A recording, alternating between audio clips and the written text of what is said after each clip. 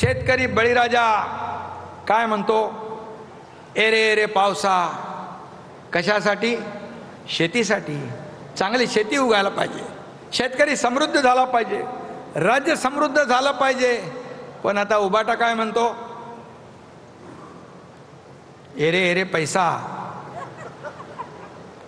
कारण तोच त्यांचा जगण्याचा एकमेव मंत्र आहे. मला बोलायला पाहिजे, कारण ते काय काय विचित्र बोलतात. मी त्यांची भाषा नाही बोलत, परंतु मला बोलता येतं, मला सगळ्या गोष्टी माहीत आहेत.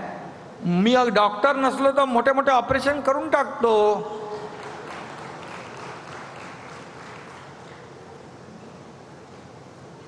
एकदा आर पाटील गृहमंत्री असताना एका सभेत काहीतरी बोलले होते माझ्याबद्दल आणि श्रीकांतच्या बद्दल. तो ऑर्थोपेडिक सर्जन आहे, तर माझ्याबद्दल काय बोलले ते मी सांगत नाही. पण श्रीकांत हाडं जोडायचं काम करतो. आता मला काय बोलले असतील ते बघा तुम्ही मला. आणि म्हणून भ्रष्टाचार, लाचारी, विश्वासघात हे मूलमंत्र तुमचा आहे. खिचडीमध्ये पैसे खाता, कोविडमध्ये पैसे खाता, कशामध्ये? हे ते शेवटला आता बॉडी बॅग, कचऱ्यात पैसे खाता, डांबरात पैसे खाता.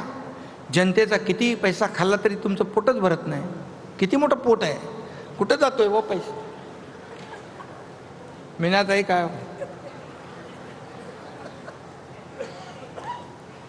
आणि मिठी नदीच्या गाळातही पैसा खाल्ला. आता मिठी नदीच्या गाळात पैसे खाल्ल्याने ते गाळात रुतत चाललेले आहेत.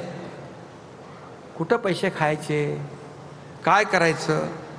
पण मिठी नदीच्या मगर मिठीतून कोणी सुटणार नाही, हे मात्र पक्क लक्षात ठेवा. तो कोणतरी आहे ना, काय दिनो हा, त्याची चौकशी सुरू आहे वाटतं. चौकशी सुरू आहे ना सध्या. मग दिनूने तोंड उघडल्यावर किती लोकांचा मोर्या होईल ते काय कळणार नाही. आणि म्हणून जाऊ द्या, अशा लोकांबद्दल मला बोलून वेळ घालवायचा नाही. मी काम करणारा माणूस आहे. आरोपाला कामातून उत्तर देणार, टीकेला कामातून उत्तर देणार. आणि म्हणून जी सामान्य माणसाची जी नाळ जुळलेली आहे ती तुटता कामा नये, कधी तुटू देणार नाही, हा माझा शब्द आहे. मुंबई बाहेर फेकल्या गेलेल्या मराठी माणसाला पुन्हा मुंबईत आणण्याचं काम आपल्याला करायचं आहे. जुन्या चाळीचा पुनर्विकास करायचा आहे. रखडलेल्या एसआरए प्रकल्पांना आपल्याला मार्गी लावायचं आहे. मुंबई घडवणाऱ्या गिरणी कामगारांना आपल्याला घरं द्यायची आहेत. मुंबई महापालिकेच्या कचऱ्यात गाळात तोंड मारणारे मुंबईकरांचं आणि मराठी माणसांचं काय भलं करणार? मला सांगायची गरज आहे? मी काय सांगत नाही. यांना फक्त मुंबई महापालिका ही सोन्याचं अंड देणारी कोंबडी आहे, अशा भावनेने गेले 20 वर्ष तुम्ही वागलात. काय दिलं मुंबईकरांना? यामुळे मुंबई खतरे में आहे. मुंबई महाराष्ट्रापासून तोडली जाईल अशा आरोळ्या देखील ठोकतील. खरं तर मुंबई खतऱ्यात नाही, पण हे खतऱ्यामध्ये येतील. यांचं अर्थकारण, यांचं राजकारण खतऱ्यामध्ये येईल, धोक्यात येईल.